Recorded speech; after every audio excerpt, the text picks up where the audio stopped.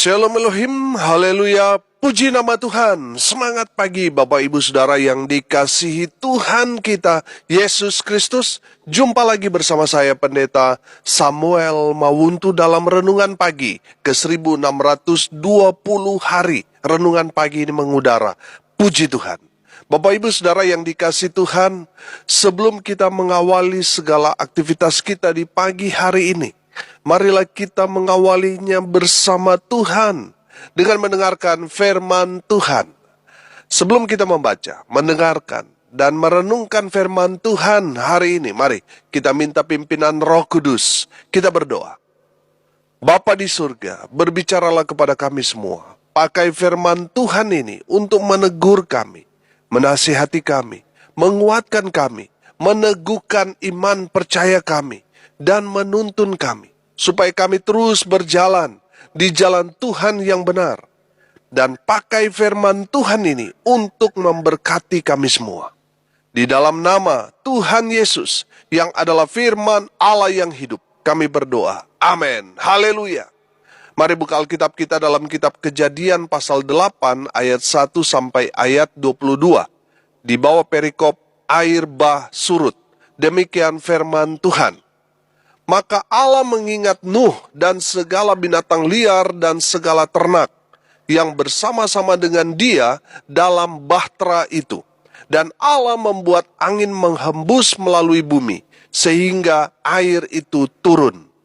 Ditutuplah mata-mata air samudra raya serta tingkap-tingkap di langit, dan berhentilah hujan lebat dari langit. Dan makin surutlah air itu dari muka bumi. Demikianlah berkurang air itu sesudah 150 hari. Dalam bulan yang ketujuh, pada hari yang ke-17 bulan itu, terkandaslah bahtera itu pada pegunungan Ararat. Sampai bulan yang ke-10 makin berkuranglah air itu. Dalam bulan yang ke-10, pada tanggal 1 bulan itu, tampaklah puncak-puncak gunung. Sesudah lewat 40 hari, maka Nuh membuka tingkap yang dibuatnya pada bahtera itu. Lalu ia melepaskan seekor burung gagak, dan burung itu terbang pulang pergi, sampai air itu menjadi kering dari atas bumi. Kemudian dilepaskannya seekor burung merpati untuk melihat apakah air itu telah berkurang dari muka bumi. Tetapi burung merpati itu tidak mendapat tempat tumpuan kakinya, dan pulanglah ia kembali mendapatkan Nuh ke dalam bahtera itu, karena di seluruh bumi masih ada air. Lalu Nuh mengulurkan tangannya, ditangkapnya burung itu, dan dibawanya masuk ke dalam bahtera. Ia menunggu 7 hari lagi, kemudian dilepaskannya pula burung merpati itu dari bahtera. Menjelang waktu senja, pulanglah burung merpati itu mendapatkan Nuh, dan pada paruhnya dibawanya sehelai daun zaitun yang segar. Dari situlah diketahui Nuh bahwa air itu telah berkurang dari atas bumi. Selanjutnya, ditunggunya pula 7 hari lagi.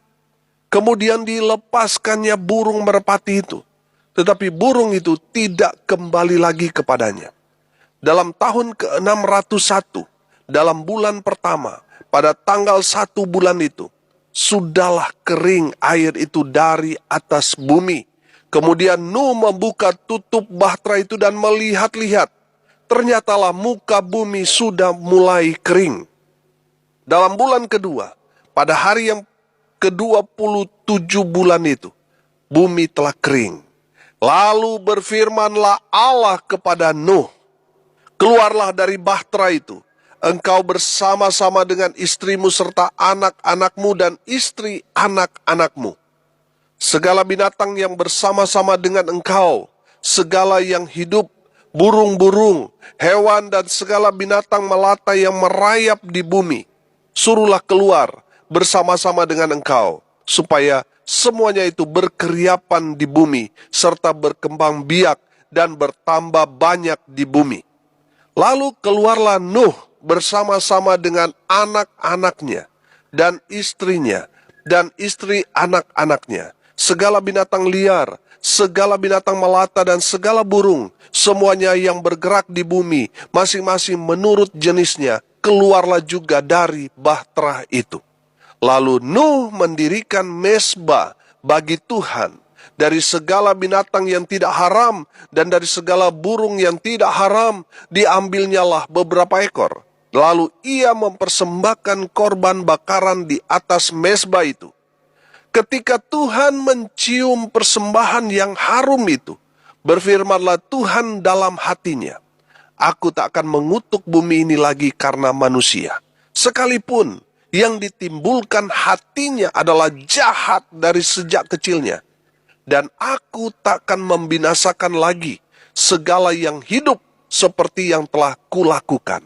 Selama bumi masih ada, takkan berhenti-henti musim menabur dan menuai, dingin dan panas, kemarau dan hujan, siang dan malam. Amin. Haleluya. Bapak Ibu Saudara yang diberkati Tuhan, kemarin saya katakan, air bah ini adalah bentuk hukuman Tuhan, penghakiman Tuhan atas manusia yang telah menyakiti hati Tuhan dengan hidup dalam dosa. Pesan yang Tuhan mau sampaikan kepada kita semua melalui kejadian air bah ini adalah Tuhan tidak kompromi dengan dosa. Amin. Dosa adalah perbuatan yang melanggar hukum Tuhan. Dan setiap perbuatan dosa pasti ada konsekuensinya. Pasti ada akibatnya. Karena upah dosa adalah maut. Itu akibatnya. Setelah 150 hari air bah berkuasa menenggelamkan semua makhluk hidup. Menenggelamkan gunung-gunung yang tinggi yang ada di bumi. Semua yang bernafas dengan hidung tenggelam binasa. Allah mengingat. Saya rasa terjemahan ini kurang tepat. Karena terjemahan ini mau membatasi kuasa Tuhan. Seolah-olah Tuhan itu pelupa. Seolah-olah Tuhan itu terbatas seperti manusia. Saya melihat dari terjemahan lain. Terjemahan Alkitab, firman Allah yang hidup berkata begini. Allah tidak melupakan Nuh dan semua binatang yang berada di dalam bahtera itu. Ia menyuruh angin bertiup di atas permukaan air. Dan banjir itu mulai surut. Amin. Haleluya. Di sini sangat jelas bahwa Tuhan tidak mungkin melupakan Nuh. Amin. Bapak Ibu Saudara yang dikasihi Tuhan, dengar baik. Keluargamu, teman-temanmu, saudara kita sendiri. Mungkin mereka bisa melupakan kita. Ketika mereka diberkati, ketika mereka kaya, mereka dapat jabatan, mereka bisa saja melupakan kita yang sederhana. Tapi perhatikan ini, Tuhan tidak pernah sekalipun atau sedetik pun melupakan saudara dan saya. Amin. Tidak akan pernah, saudara. Haleluya. Tuhan selalu mengingat kita semua. Haleluya. Bapak Ibu Saudara yang dikasihi Tuhan, perhatikan saudara baca sendiri ayat 3 sampai ayat 19. Di sana selalu disebut hari, bulan, dan tahun, betul? Setelah 150 hari, air bah itu mulai surut.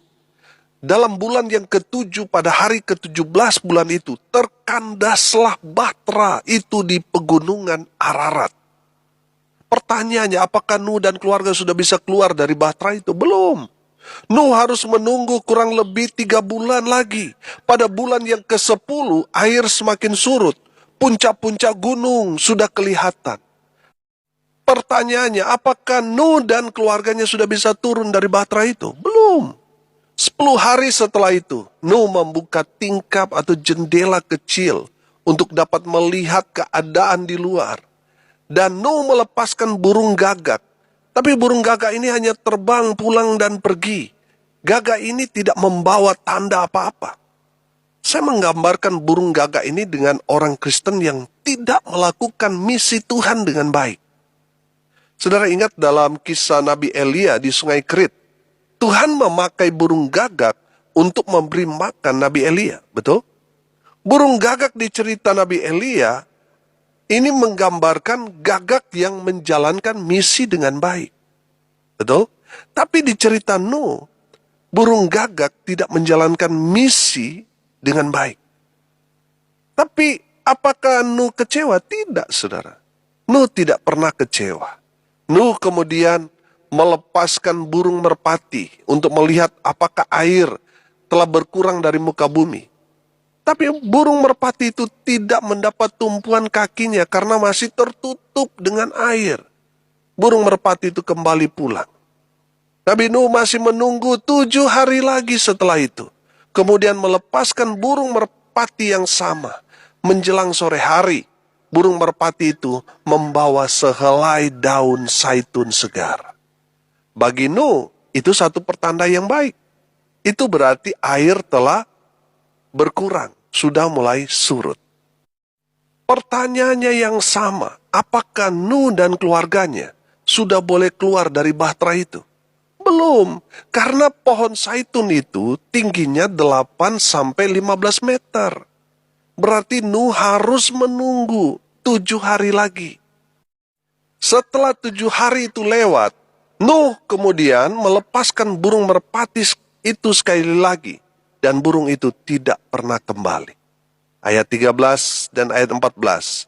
Dalam tahun ke-601, dalam bulan pertama, pada tanggal 1 bulan itu, sudahlah kering air itu dari atas bumi. Kemudian Nuh membuka, tutup bahtera itu dan melihat-lihat. Ternyatalah muka bumi sudah mulai kering. Dalam bulan kedua, pada hari yang ke-27 bulan itu, bumi telah kering. Amin. Bapak Ibu Saudara yang dikasihi Tuhan, perhatikan semua dari ayat-ayat yang kita baca tadi, yang kita lihat, kita perhatikan. Semua ada perhitungan hari yang tepat dari Tuhan buat Nuh dan seisi bahtera itu untuk keluar dari bahtera itu. Amin. Artinya semuanya ada perhitungan waktu, ada waktu Tuhan. Amin. Nuh harus bersabar menunggu waktu Tuhan itu. Saudara yang dikasihi Tuhan, Nuh harus bersabar karena badai itu pasti berlalu. Amin. Bapak Ibu Saudara yang diberkati Tuhan, dengar baik. Apapun masalahmu, pastikan saudara ada di bahtera itu. Ada bersama dengan keluargamu di dalam bahtera itu. Amin. Air bah boleh menenggelamkan semua yang saudara miliki. Air bah itu bisa menenggelamkan segala cita-cita saudara. Tapi ingat, semua ada waktu Tuhan. Amin. Intinya sabar menanti waktu Tuhan. Badai akan berlalu, saudara. Yang penting kita sabar menanti sampai air itu benar-benar surut. Haleluya. Artinya, ada waktu Tuhan buat kita. Badai pasti berlalu.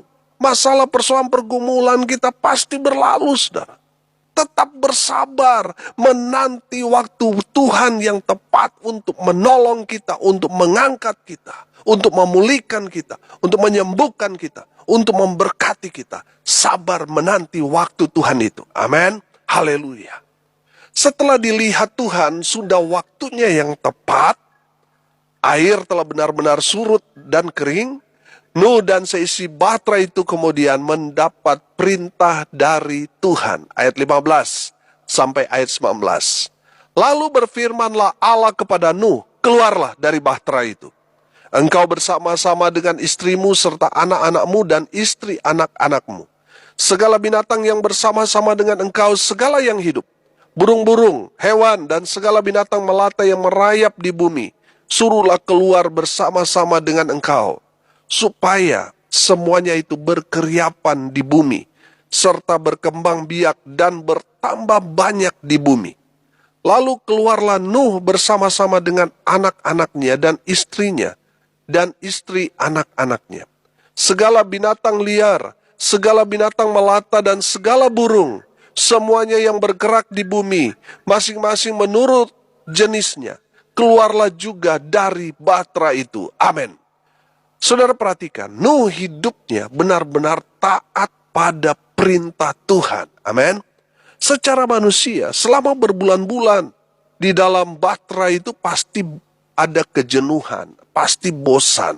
Ibarat orang dalam penjara yang ingin segera bebas. Ketika air sudah mulai surut, Nuh tidak menuruti keinginan hatinya untuk segera berlari keluar dari bahtera itu. Betul? Nuh menunggu perintah dari Tuhan untuk keluar dari bahtera itu. Baru dia lakukan seturut dengan apa yang menjadi perintah Tuhan. Nuh, di sini saya menangkap, Nuh tidak memakai pikirannya untuk menguasai keinginannya. Saudara yang dikasihi Tuhan, Nuh seorang pribadi yang taat pada perintah Tuhan. Setelah dia dapat perintah Tuhan, Nuh baru keluar dari bahtera itu. Amin. Bapak Ibu Saudara yang dikasihi Tuhan, mari kita seperti Nuh yang mau taat pada perintah firman Tuhan. Haleluya. Ayat 20-22 berkata, lalu Nuh mendirikan mezbah bagi Tuhan dari segala binatang yang tidak haram dan dari segala burung yang tidak haram. Diambilnyalah beberapa ekor, lalu ia mempersembahkan korban bakaran di atas mezbah itu. Ketika Tuhan mencium persembahan yang harum itu, berfirmanlah Tuhan dalam hatinya, aku tak akan mengutuk bumi ini lagi karena manusia. Sekalipun yang ditimbulkan hatinya adalah jahat dari sejak kecilnya. Dan aku takkan membinasakan lagi segala yang hidup seperti yang telah kulakukan. Selama bumi masih ada, takkan berhenti-henti musim menabur dan menuai, dingin dan panas, kemarau dan hujan, siang dan malam. Amin. Haleluya. Bapak Ibu Saudara yang diberkati Tuhan, ayat-ayat ini menceritakan ketika Nuh pertama kali keluar dari bahtera. Pertanyaannya, apa yang Nuh buat pertama kali? Apakah dia langsung buat rumah? Atau langsung honeymoon dengan istrinya? Atau langsung bagi-bagi harta dengan anak-anaknya? Tidak, saudara. Yang pertama kali yang dilakukan Nuh adalah membangun mezbah keluarga. Amin. Sekali lagi, yang pertama kali yang dilakukan Nuh ketika dia keluar dari bahtera itu adalah membangun mezbah keluarga. Haleluya. Nuh tahu ini langkah yang tepat buat Nuh dan keluarganya. Karena ini satu-satunya kesempatan untuk mengajarkan kepada keluarganya. Supaya anak-anaknya dapat mengajari cucu-cucunya, cucu cicitnya untuk membangun mezbah bagi Tuhan. Karena mezbah itulah yang berkenan di hadapan Tuhan. Amin. Saudara yang dikasihi Tuhan, ini menjadi harapan Nabi Nuh supaya anak-anak cucu cicitnya dapat melakukan hal yang sama, membangun mezbah bagi Tuhan. Amin. Saudara yang dikasihi Tuhan, Nuh tidak berpikir macam-macam atau melakukan hal yang aneh-aneh. Yang pertama kali dia lakukan adalah membangun mezbah bagi Tuhan. Dia bersama keluarganya mempersembahkan korban yang paling terbaik buat Tuhan. Amin. Haleluya. Saudara yang dikasihi Tuhan, Tuhan berkenan pada korban persembahan syukur dari Nuh dan keluarganya. Tuhan mencium korban persembahan itu harum di hadapan Tuhan. Amin. Karena perbuatan Nuh yang memberi korban persembahan kepada Tuhan sebagai ucapan syukur kepada Tuhan bahwa Tuhan telah menyelamatkan Nuh dan keluarganya. Saudara yang dikasihi Tuhan, korban persembahan syukur itu berkenan di hadapan Tuhan. Sehingga Tuhan mengikat janji dengan Nuh. Tuhan berjanji bahwa tidak akan ada lagi air bah. Sekalipun yang dilakukan manusia jahat, bahkan lebih jahat daripada orang-orang di zaman Nuh, tapi Tuhan janji tidak akan ada lagi air bah. Haleluya. Tuhan kemudian memberkati Nuh dan keluarganya. Haleluya. Bapak Ibu Saudara yang dikasihi Tuhan, hari ini kita belajar dari Nuh di saat air bah itu surut. Yang pertama, Tuhan itu setia. Tuhan tidak pernah melupakan saudara dan saya, karena saudara dan saya ada selalu di hati Tuhan. Amin. Tuhan tidak pernah meninggalkan kita sendirian. Tuhan itu setia. Yang kedua, badai pasti berlalu. Semua yang kita alami persoalan pergumulan itu pada akhirnya semuanya itu akan berlalu. Sabarlah menanti waktu Tuhan yang tepat. Amin.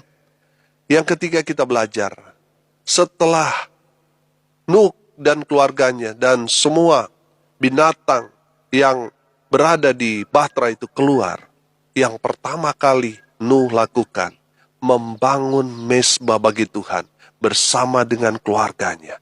Saudara yang dikasihi Tuhan, tidak heran Nuh mendapat kasih karunia dari Tuhan.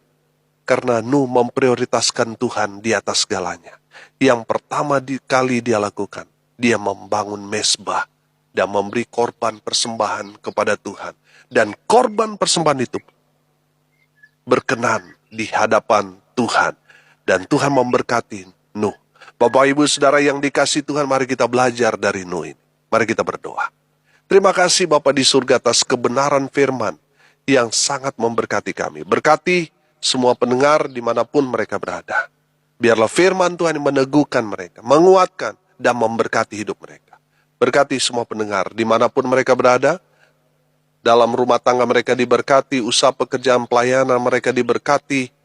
Mereka yang sakit Tuhan sembuhkan, mereka yang lemah Tuhan kuatkan, mereka yang berduka cita Tuhan memberikan penghiburan.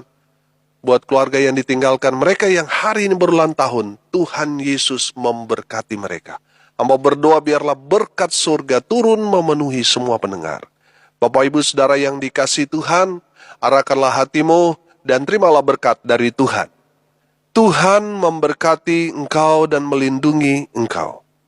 Tuhan menyinari engkau dengan wajahnya dan memberi engkau kasih karunia. Tuhan menghadapkan wajahnya kepadamu dan memberi engkau damai sejahtera. Di dalam nama Tuhan Yesus, sumber segala berkat. Bapak Ibu Saudara yang percaya diberkati Tuhan, katakan, amin, puji Tuhan. Bapak Ibu Saudara yang dikasihi Tuhan, kalau saudara merasa diberkati melalui renungan pagi ini, bagikan juga kepada saudara-saudara yang lain supaya mereka juga diberkati. Karena untuk itulah kita dipanggil, untuk jadi berkat. Salam kasih dari Bali, saya Pendeta Samuel Mawuntu, sampai jumpa besok pagi. Tuhan Yesus memberkati kita semua. Haleluya.